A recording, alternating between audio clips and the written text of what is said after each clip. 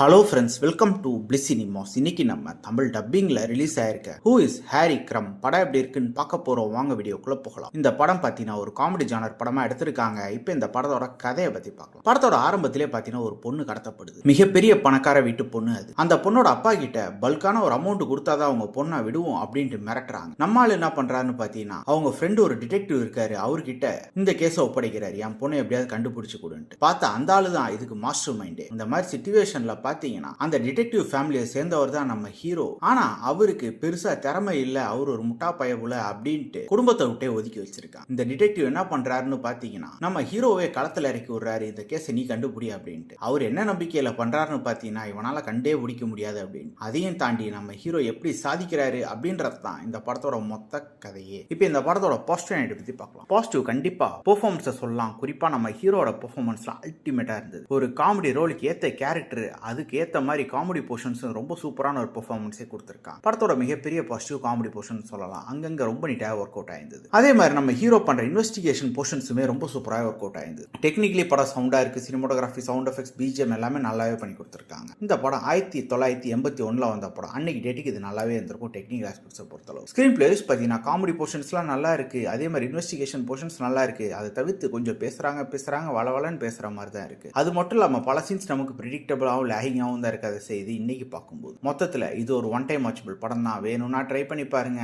இந்த படத்துக்கு IMDbல 5.9 கொடுத்துருக்காங்க. நம்மளோட ரேட்டிங் ஒரு 5.5 கொடுக்கலாம். படத்தில் அடல்ட் கண்டென்ட் இருக்கு, ஸோ ஃபேமிலியோட ட்ரை பண்ணாதீங்க. இன்னொரு வீடியோவில் சந்திக்கலாம். தேங்க்யூ.